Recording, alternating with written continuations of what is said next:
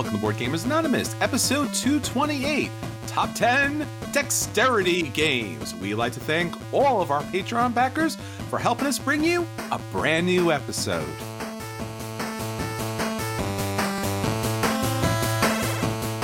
Welcome to Board Gamers Anonymous, the podcast of board gamers and the insane fun we have at the table together.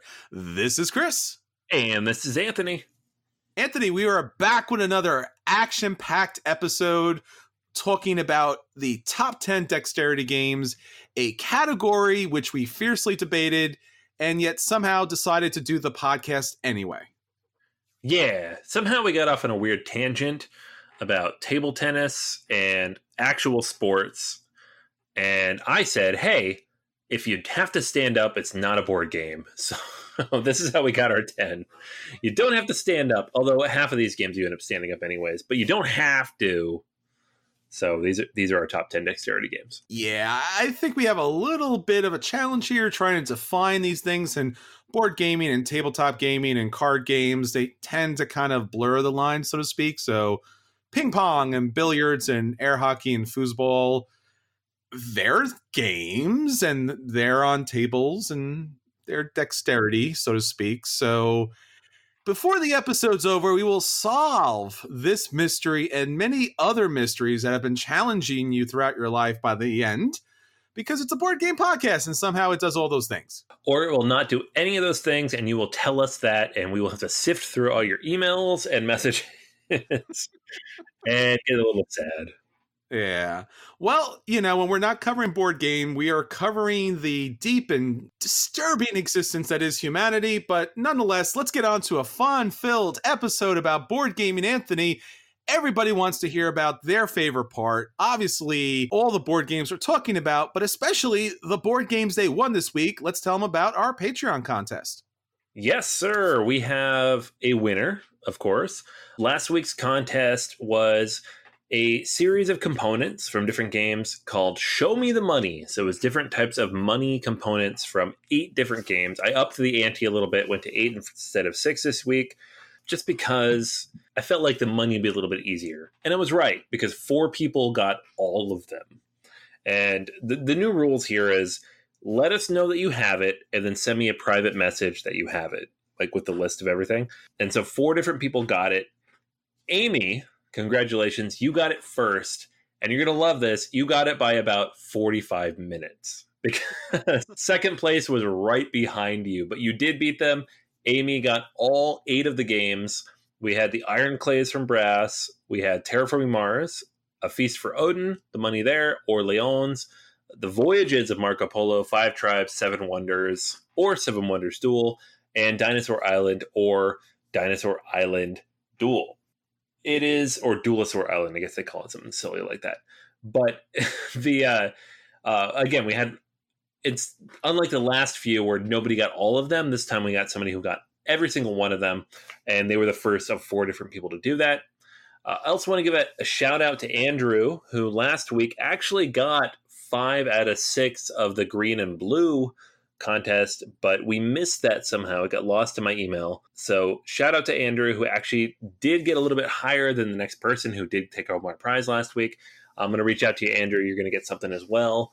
So yeah, it's pretty cool. We're getting a lot of people contributing entries, a lot of different guesses on our contest of the week. Some people will come in on like Friday and they're like, this is what I got. And then like Monday at 7:30, they're like, here's the rest.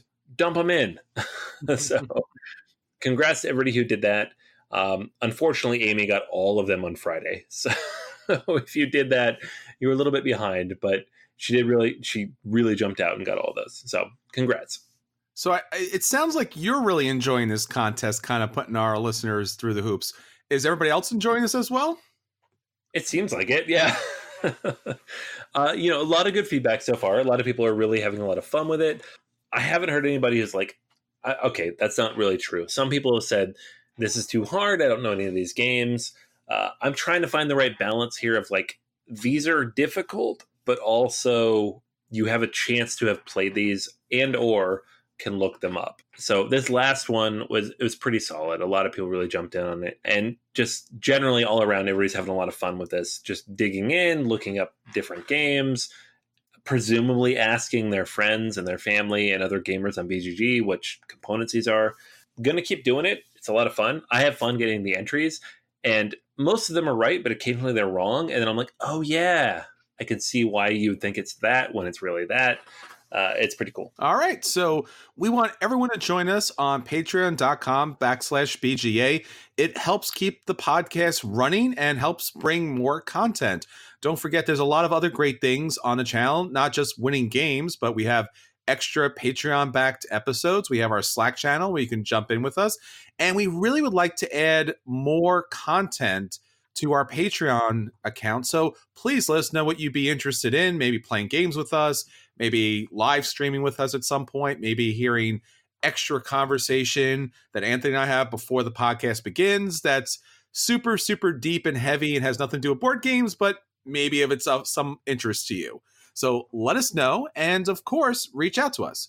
All right, Anthony, so that's what's going on with our Patreon account. What's going on with our listeners? What's our question of the week? All right, question of the week. Is there a game or series of games you've always avoided because it seemed too difficult to dive into because of rules or cost or scope? So I have a very easy answer to this one.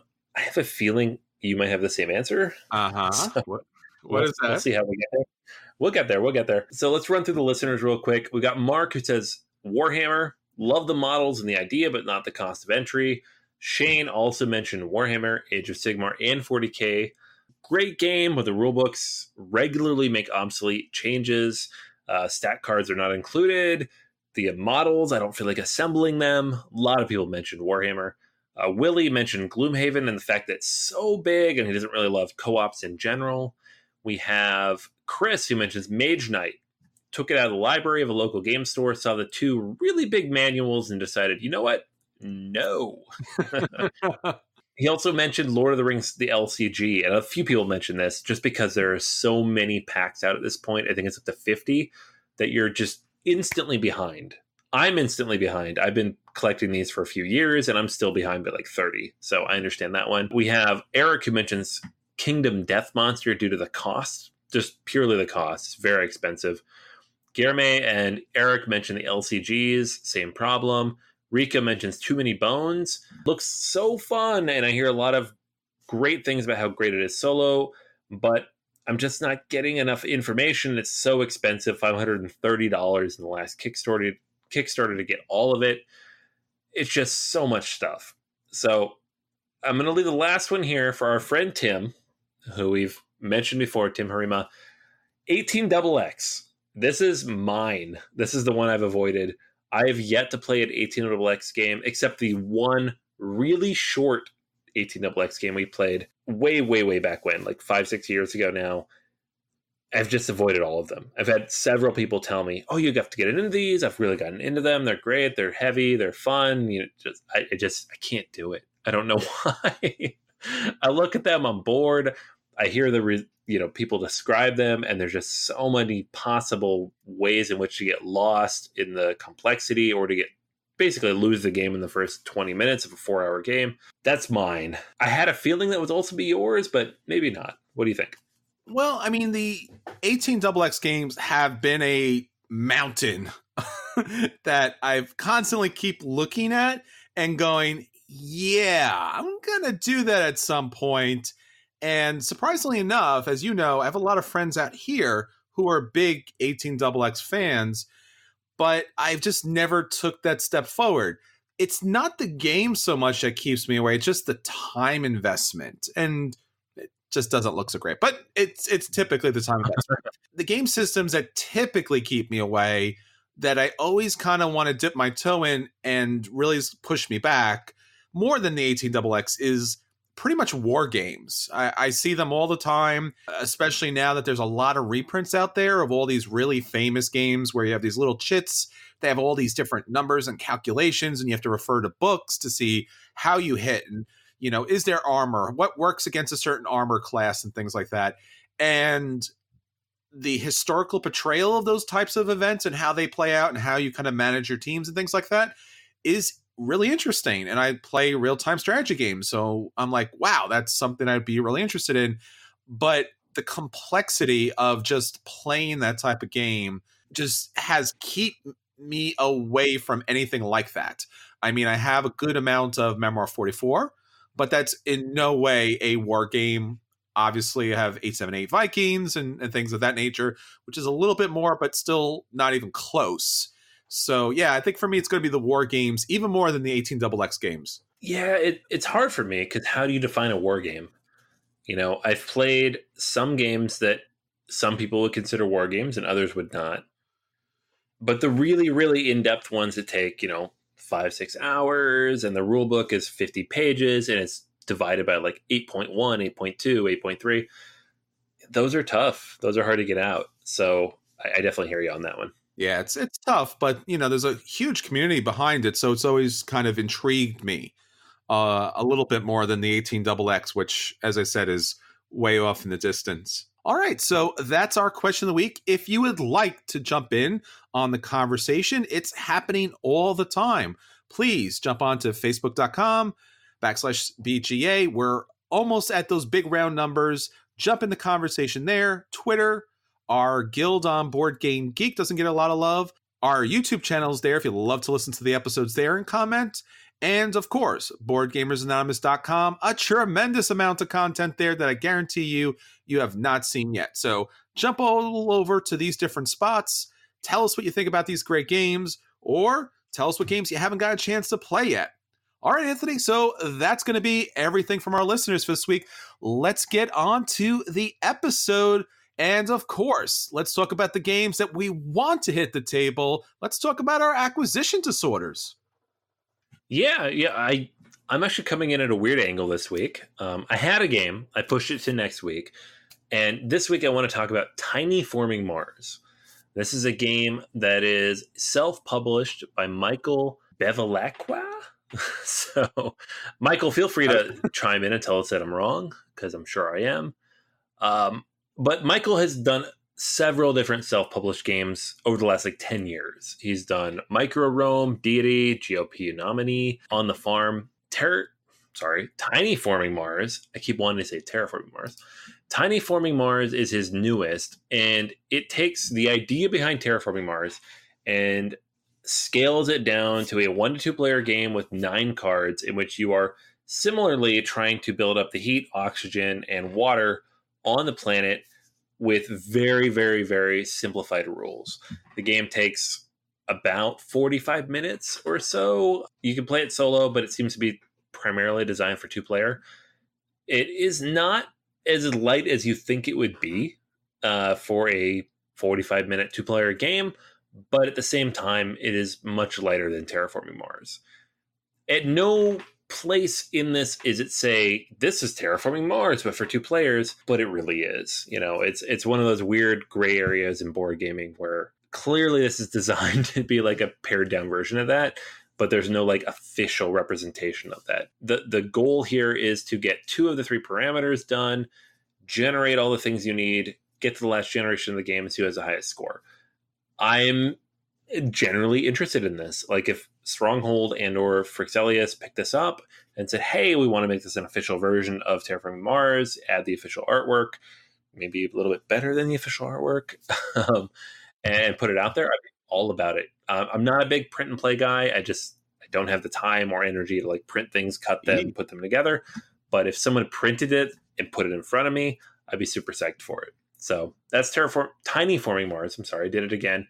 And it is in the top 10 of the BG hotness right now. And probably for people like me who are super psyched for this kind of game. Well, I think his marketing ploy worked perfectly because you keep tripping over it in probably the best way possible as far as he's concerned. Yeah, no, seriously. It's very, you see the picture, you're like, oh, it's Terraforming Mars. Oh, I'm sorry, TINYforming Mars. It's just impressive that somebody took all those rules and boiled them down to less than 10 cards. Sure. And just very, very simplified. In general, people seem to be enjoying it. It's not had a lot of exposure yet, but people are certainly talking about it. So I might print this out. I also know a guy who does a lot of print and play, so maybe I can convince him to do the work and I can get the game in. But yeah, it looks cool. You know a guy who knows Michael Belvlawaka? Yeah, sure. Yeah. We'll get it done. All right. Well, yeah, that seems really interesting. So, keeping with that super tiny micro kind of game, I'm going to talk about the complete opposite, which happens to be, if you know board gaming, it's Die Macher. And this is Die Macher Limited Edition, the new and improved edition of the classic game on German politics for 3 to 5 players. It is currently on Kickstarter, and the campaign will run out on Thursday, July 11th. So when you listen to this, you have a couple more days to go if you want to check this out. My relationship with Die Macher is kind of interesting because, getting into board games, you hear about a lot of these Grail games and you think you'll never see them. And then our friend Dave, and I think I might have even talked about this on the podcast, he was at the Board Gaming Championships and they had a copy of this available for auction. And I jumped in and he was able to pick up a copy for me, which I was amazed by. And then nobody wanted to get involved with it because Die Macher has this reputation of being this overwhelming long game about, once again, German politics. And nobody has any time to kind of like invest in that type of situation. It has this legacy of being huge and long and complex, but it also has the legacy of being tremendously fun if you like those types of games, and really kind of like the granddaddy of the heavy Euro. So when I heard that they were reprinting it by Spielworks, I was kind of interested to see what they would have. Now, the Kickstarter, which is currently live, you could check it out. It has Die Macher. It is more or less a straight reprint. Now, there is not a lot of information on the campaign itself, which seems a little odd to me. I did check out some of the videos, which are extremely long because on top of playing the game, they're trying to explain the game. This game will not have the classic version, so to speak, but it will have this, I guess, updated version. Now, when they talk about updated, what they're talking about here is instead of 4 players, you can play up to 5, which is insane. And I think Anthony, of all people, the 5th player on a Euro game, what do you have to say about that? There you go. I haven't played this game, but just that's my rule, right? I boo this. That's the rule. Boo. That's boo. That's the one thing you do in the podcast. Boo.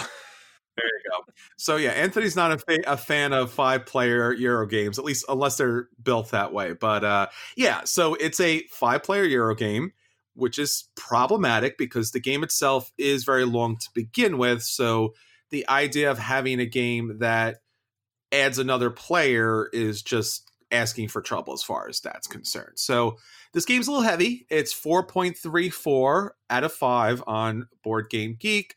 It plays 240 minutes, and obviously that doesn't include teaching. But going back to the situation, there's a 5th player. The topics in this game or the voting issues that you're dealing with are modernized, so they're not antiquated as they were with the original version way back in 1986. But to be honest with you, I don't understand why that would make an issue, because I gotta believe many of you out there are not really that interested in German politics, but you might be interested in a very good game. So whether you have the classic version, which is obviously out of print now, or you are interested in picking up the new version, German politics, heavy, crunchy Euro game is probably the best way I could describe this.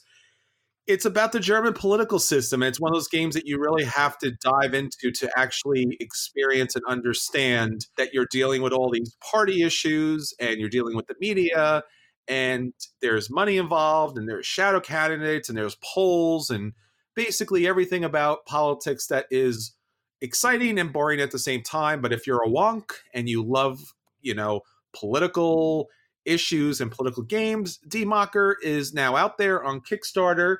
Check it out. I didn't realize this was on Kickstarter yet, and so I have gone to Kickstarter since you mentioned this, and I have absolutely backed it. You've done it again, Chris. Woo! You've wasted my money. Thank you, sir. See, the funny thing is people think this podcast is for other people. It's just here for me to convince you to buy games. There's only 10 days left. I would have missed it. I wouldn't even known. But then you mentioned it. I knew it was coming. I didn't know they were going to Kickstarter. Well, this is why I have a podcast, man. I'm just telling you. I mean, you backed at the highest Patreon level, so you get to be on it and hear the stuff as it happens. But That's true. Yeah, the initial pay for all the expenses level. So. Hey, I paid for some expenses too, but no. It's shared. All right, everyone. So check out those great Kickstarters and even those print and plays. The great thing about board gaming, it has a lot of creative, inventive, dynamic types of ways of having fun, and you should check all of them out. All right, Anthony, so that's it from our acquisition disorders. Let's get on to the games that are hitting the table, and we're going to let you know if those games are a buy and you should run out and buy them. If those games are a play and you should sit down and play them. If those games are a dodge and you should avoid them at all costs, or if those games deserve the dreaded burn, and we will go ahead and burn those games because they are not worth anyone's time or money. Anthony, what do you have for us this week? Okay, I have for you Pax Pamir, 2nd edition. This is the most recent game by Cole Wehrle. Artwork is by Cole Wehrle, published by Whirligig Games. So this game was originally published by Sierra Madre. It was co-designed by Phil Eklund and Cole Wehrle. And based on the fact that the 2nd edition is purely Cole, I feel like he was probably the primary designer on this, and Phil just kind of helped him out. It is a PAX game. It's about strife and combat and the progression of politics in a certain area. But unlike the other PAX games, which tend to be significantly overcomplicated, significantly over just too many rules, honestly, this one is somewhat more accessible. The weight is 3.75. I feel like that's pretty accurate. The game time has been under 2 hours every time I've played it, even with 5 players, which doesn't actually, it doesn't scale appropriately. Like with 3 players, I think we played in 80 or 90 minutes. With 5 players, it was just right at 2 hours, maybe a little bit above. And therefore, it's really tight, but it's also extremely combative. There's so many things going on here. There's so much interaction. There's so much combat. There's so many things that just push and pull. And it just really works so incredibly well for what it does. So let me just run through real quick how the rules work. I'm not going to give you a huge rules overview because it is a tableau building game, but I should give you a pretty quick overview of how the game generally works. Regardless of the number of players, there are 3 factions. There are the Afghans, the British, and the Russians. Everybody's going to be aligned with one of these factions. These factions are going to be on the map, and the map is not related to individual players. It's related to these factions. Throughout the game, you can switch factions pretty much whenever a card comes up or an action comes up that allows you to do so. So you're not really aligned with any one faction. You can do whatever you really want to do. And what this is doing is it's simulating the kind of 1800s general flow of history and politics that happened after the collapse of the Durrani Empire. This is PAX games in general are very heavily based on history. This one is about how the Durrani Empire collapsed. The Afghans are trying to hold their own land. The British are coming in. The Russians are coming in. Everybody's fighting over this space. It doesn't really have a lot of economic value, but where it's located, just centrally located between all these different countries, all of these different factions want control. And you can come in and just shift factions and switch gears and just be part of whatever you want to be. And the goal here is there are 4 specific cards that come out in the tableau, and the tableau of cards you can purchase will rotate through this huge deck of cards you build based on how many players there are. There are only 4 of them. When they come out, they're available to purchase, or when they reach the end of the row, they just automatically play themselves. These are dominance check cards. If somebody has clear dominance over the map, meaning they have 4 more pieces on the map than anybody else, then they're going to score 5 points. And second place with that faction will score 3, etc., etc. The maximum score in this game is only 20 points. It's really, really tight. It's very Very, very tightly managed from start to finish. If nobody has that, if the dominance check is unsuccessful, then you just go to whoever has the most of their own specific tokens out on various cards and maps and different effects. They're going to get 3 points if they're in the lead, or if it's a tie, they get 2 points. So the effect of this is the score is exceptionally low, which can be kind of a hit to your self-esteem. Or, if you perform well and you get like 7 points in this huge game, you're like, hey, I'm doing pretty good, right? Just for reference, my last game, I won it with 5 points. Second place had 5 points. Third place had 5 points. And fourth place had 4 points. So it's very, very, very, very close. Fifth place in that game had 0 points. But as you can tell, it's in a huge gap between 0 and 4. So the game it's a push and pull. It's almost like a race game where you're just trying to get to the point where you're ahead. Wow, that's high praise from you. I don't think I've heard you talk so highly about a game since Terraforming Mars. Yeah, I think I think the listeners agree. I think this is the most hype you've been since Terraforming Mars. And what's surprising is you didn't even go into the whole root connection here, because there's obviously a serious connection here, and even look and play in some cases. All right, so let's talk about another fantastic game and its new re-implementation.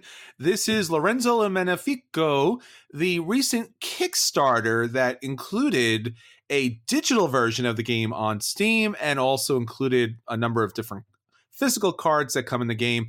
I'm talking about the digital version that just went out to backers. I believe it was this morning, but I got a previous early review copy, I think the day before, which gave me about 12 hours to kind of play through the game.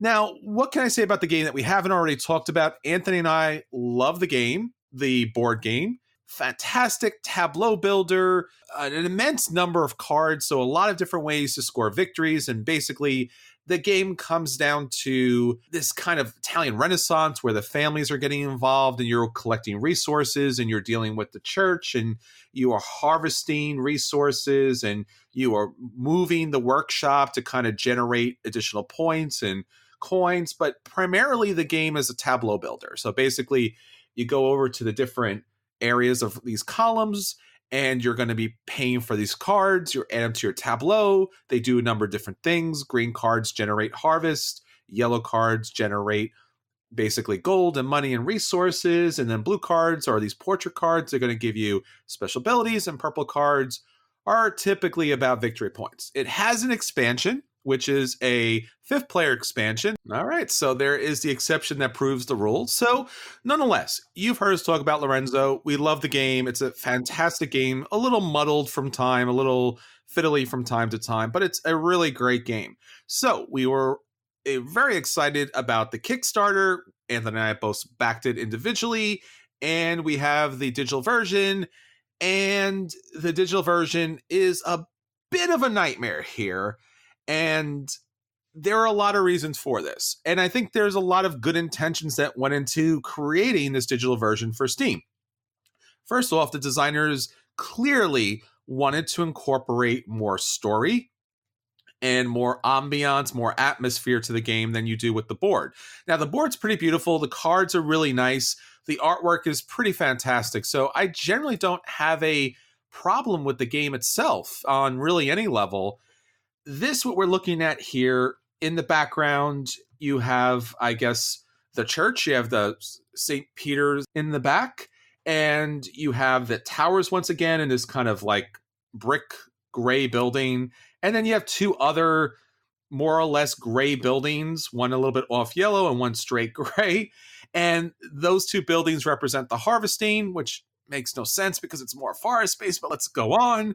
And the workshop, which once again, it looks really generic. And then when you click on either one of those buildings, a gondola will come out and it will show what resource cards you picked up, and then you're able to activate. Okay, you got the church in the back, the 2 weird buildings in the front on the left side. On the right side, you have all of the areas that the cards would go. But the cards, where they go on the right, which is the main part of the game as far as selecting the cards, and the resources that you can select, which are now kind of like pushed away in the back middle, are all represented by different icons. And I don't mean typically the icons you see in the game, although there's some familiarity with those, but nonetheless, there are somewhat different icons. So when you look at the board itself here, what it's supposed to be a board, it's actually now a different representation here of the screen. It's very, very difficult. It's a very, very difficult game to manage. On the left side, you have your dice or your family members in this case. And the artwork there is a little offsetting. It's a little uncanny valley in some cases. It doesn't really go with the rest of the game, but it's a very large part of your board. So it's problematic. When you select cards, they go into like a shelf with books, so you don't get to see the tableau in front of you. And you have icons that represent everything else in the game. So just to recap, Lorenzo and Magnifico is a game in which it's a tableau builder. You're selecting these cards that give you special abilities. You add it to your own tableau. You activate your tableau and you get stuff. This digital version, this abstraction, this attempt at creating some atmosphere has unfortunately, in very large part, kind of complicated, corrupted, and made a really miserable experience for me. Now, the designers have mentioned that even though the game is now out, it's still somewhat in a beta version, although it's out to all backers. So I feel fairly confident in reviewing this game, having attempted to play it several times. It has crashed on me. I've had problems with this. It is available to purchase on Steam, so you will have an opportunity to purchase this. I would highly recommend not purchasing it. I love the game. It is a hard dodge, and the only reason why it's not a burn is because it's still in beta. So on the off chance that something else might change, which I do not see happening, it is the hardest of dodges I can offer to you. If you love the game, stick with the game. If you want a digital version of it, I don't know what to tell you. Yeah, if you're really looking forward to having more Lorenzo and Magnifico in your life, there's going to be a card version, the Masters of Renaissance, Lorenzo and Magnifico, that's going to be coming out at some point, maybe later this year. So wait for that. That seems infinitely better than this. And as Anthony and I both have played this game separately, we both can attest, avoid at all costs. Check back 6 months to a year later, see if anything has radically changed. If it hasn't, then continue to avoid the game. I don't know if you want to burn your computer, but if you're a big fan like Anthony and I are, you might actually want to consider doing so. It's just, maybe it shouldn't be a burn so much as a blue screen of death rating for this. There you go. So Anthony and I gave this a tentative blue screen of death award. Oh, jeez. All right, Anthony, we are finally done with the horror that is the Lorenzo and Magnifico digital version of the game. Let's get on to some games that can't really hurt us because they're not bad, although they are pretty crunchy and heavy, so maybe they could actually hurt us in some cases. Let's get to our feature review. So for our feature review today, we are talking about the top 10 dexterity games. This is a category that we tend to touch upon, but we don't really linger too much on. Dexterity games are a unique class of board games themselves. You know, we talked a little bit earlier on and we joked about it, but there is some discussion to be had about what, you know, is a tabletop game. And especially when you're considering dexterity games, there's a lot of other games out there. But for this episode, of course, we are talking about what we tend to think about when we think about dexterity games, especially dexterity games that typically are all about building really cool stuff in order just to knock it down. All right. Number 10 on my list is a game I picked up at Gen Con a few years ago for my kids, specifically. It is Go Cuckoo. Been a pretty good hit at my house. In the game, you have a cylinder in which you place a number of sticks, and each stick has multiple colors on either side. So you have red, blue, yellow, maybe green. And the goal is to pull out sticks multiple times per your turn until you get one that has the same color on both sides. And then you place that across the cylinder to kind of build out a nest where you can place eggs. You have a certain number of eggs, you place them out, you're trying to get rid of all your eggs. If they fall in, you take somebody else's eggs, and they get a little bit further along. So it's kind of a dexterity game in a certain way, but also a push your luck game in a certain way as well. I have a lot of fun with the kids. They both love it. We've played it dozens of times. I don't know how it plays, honestly, with older adults, but it works really well with, like 5 to 12-year-olds. So well worth checking out if you have children. Go cuckoo. All right, so our number 9 game is Ice Cool. We've talked about this game a lot. It's really interesting because, first off, the box itself kind of like flips open and you construct the actual Ice Cool board, which is this school that's made of ice in which you have these penguins. And 3 of the penguins are out there trying to get an early lunch and get these fish that are in the rooms. And one of the penguins is a hall monitor that's trying to catch the other penguins. So you're basically flicking these really kind of interesting little penguins that, depending on the flick, you're going to get some really interesting movement out of the penguins. For some reason, kids kind of own this game. They just happen to flick things perfectly, whereas adults, for some reason, it's a little more problematic. You're shooting your penguins throughout the school into these openings, trying to avoid getting captured. And that's pretty much it. It's ice cool, it's fun, it's cute, and it's been enjoyed by a lot of people. I've had it out there. Absolutely. And Ice Cool 2 kind of tweaks the formula a little bit, but also lets you combine it a little bit. So I love it. Number 8 is Flip Ships. Flip Ships is Renegade games. In this game, you are quite literally placing a ship on a cylinder, flipping it, and trying to blow up other ships in a tableau that's in front of you. There's also a mothership way out there that you're trying to hit. It's a big bucket, basically. You get bonus points based on how many times you've been hit. So the more damage you take, the more ships you have available, the more abilities you have available. But also, if you run out of hit points, quote unquote, you lose the game. I love this game. It was a lot of fun. We played it just a couple months ago at the game that we had in New Jersey, and it was quite a lot of fun. We barely won the game. I think by 1 or 2 flips, but it's quite a fun game that really works for older gamers because it's decently difficult. So that's Flip Ships at number 8.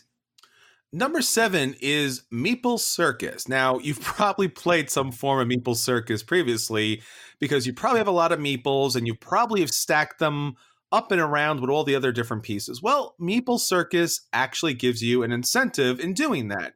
In Meeple Circus, there are a number of different types of meeples as far as circus performers are concerned. There's also a number of different instruments that they work with. So there's planks, there's boards, there's animals that come into play, and depending on how you stack up all of these different meeples and different pieces, you will score points. There's special abilities in the game as well, and the final round comes down to being super wacky, and there's also a timer and some musical accompaniment that come along with the app. So Meeple Circus, a lot of fun, very inventive, and that's our number 7. Number 6, another favorite for my children, is Animal Upon Animal. In this game, you have several different flavors and types and shapes of animals. Everybody gets a certain number of them based on the number of players, and then you roll a die, and it determines whether you place an animal or someone else places an animal, or you place multiple animals, or you place someone next to an animal. And really the goal is to go until you have more animals than someone else. You're trying to get rid of your animals, but at the same time manage it in such a way that the other player doesn't necessarily beat you in the fact.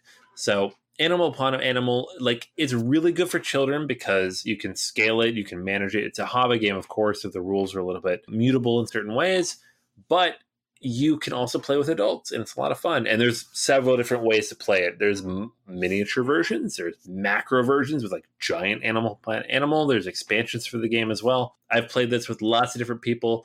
We still play this to this day, even though I've played it for about 4 years now with my son since he was 4 years old. He still has a lot of fun with it. So Animal is number 6. Number 5 is Terra in Meeple City, or formerly known as Rampage. Now, Meeple City, as you would imagine, is a city of meeples. And in fact, not only are the residents, and there's a number of different colored meeples in the game. There's blue journalists, green military, yellow blondes, gray old people, and red heroes, and black businessmen, but they are also part of the structures. So when you build up the city initially, the meeples will be part of the structural integrity of the different buildings. And then you'll have your monster. Your monster wood token allows you to do a number of different things throughout the game. Primarily, you're going to be dropping it to knock down buildings. You're going to be using it to breathe on the town to knock things over, toss vehicles, and just cause a really, really big mess. Now, your other competitors will be battling with you. You'll have your own little monster board with teeth that represent your life, and the object is to get as many of those different color meeples as possible without kicking them off the board, because then you're just wasting people, and no one likes it. It's fun, it's dynamic, it's crazy, it's ridiculous amounts of setup, but it's really what any kind of good dexterity game. That's our number 5, Terra Meeple City. My kids love this game. So I just had to throw that in there. Number 4 is Catacombs. Catacombs is a funny game because it came out a long time ago, like 8 years ago. Got a little bit of hype, but not a ton. Came out in a 2nd edition. Again, a little bit of hype, but not a ton. 3rd edition, and now everybody's clamoring for this game. You have one player who's the overseer marshaling all these different armies of monsters and creatures, all these things, facing off against various number of heroes who are going on a quest to save the town that's represented in the game. You're flicking stuff back and forth. They represent damage and spells and missiles and other special abilities. And it's just, honestly, it's one of the best dexterity games around. It's just hard to find. It's a little bit more in depth to get into because there's a lot of pieces, there's a lot of stickers to place on there. The player level, like, it's honestly probably like a 10-year-old and up, and the game is relatively expensive. So I would say it's not the most accessible game to find, but is definitely one of the better dexterity games on the market. That is Catacombs 3rd edition. All right, so number 3 is, I'm going to guess, a world famous game. It's in a lot of cultures, and it's been around since primarily about 1876. The dexterity game of all dexterity games, so to speak, the grandfather of them all, Crokinole. Now, you may recognize Crokinole from its really unique and dynamic wood structure. It's a big round circle with an inner circle. It's got a couple of pegs rounding another circle, and right in the middle, there is yet another circle. And your job, because the game is all about circles, is to take little circular discs and flick them. And the object is very much shuffleboard-esque, because if there's no discs out there, you're trying to get in the middle. If you don't, it's removed. If there's another disc out there, you're trying to knock it out and get your way to the center. So the more discs you have in the center, the more points you score. If you drop in the right middle, you get a lot of points and you remove it immediately. Crokinole is a fantastic game. Definitely expensive, especially if you want to get a high quality board. It's on the Board Game Top 100. If you do get a chance to play Crokinole, you should absolutely check it out. That's our number 3. All right, number 2 is Junk Art. So I had 2 possible choices from Pretzel Games. We have Junk Art and Flick 'em Up. Junk Art is the one that comes out way more often. This is a game in which you have a big pile of different pieces separated by color. And each of the colors has the same number of pieces, and then a separate set of cards that represent each of those pieces. But the box comes with multiple different rule sets. So you can set it in a certain way where, like, all right, well, the first person to build this particular combination or this particular lack of combination or this particular number of sets or whatever it might be. So you can set up the different combinations based on the age of the players, the number of the players, the length of the game you want to play. And so you can have things like, okay, get the highest number of pieces, regardless of color, the highest number of pieces specific to color, the number of pieces that represent this color in this particular pattern.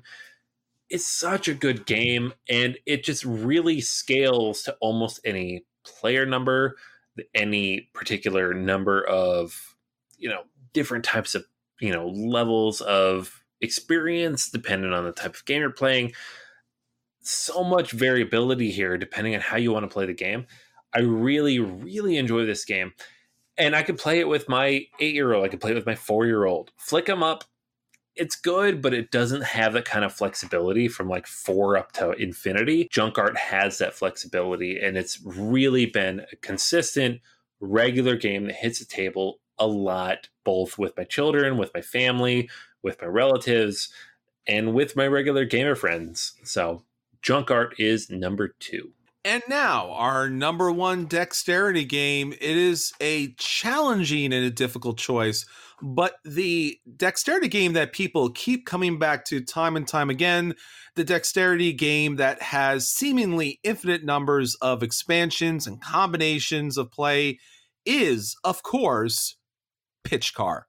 Pitch Car is a fantastic game all about racing, and you can construct a number of different tracks using all of these really interesting and innovative track mechanics in which you are allowed to, swing around, jump, and actually go down straightaways, all by flicking a little round disc that represents your car. There are ways to bank, there are ways to knock other cars out, and there are ways in which you'll actually knock yourself out of the game. It's fun. It's fantastic. It's frantic throughout the way. It is a crowd pleaser. You can play with a large number of people, and all you really have to do is flick it, because you're going to have that track there. Everyone can play. Everyone can enjoy it. It's something that you can build as time goes on. High quality pieces. That's why our number 1 game is Pitch Car. All right, so that's everything for this week. Until next time, this is Chris. And this is Anthony. And we'll save you all a seat at the table.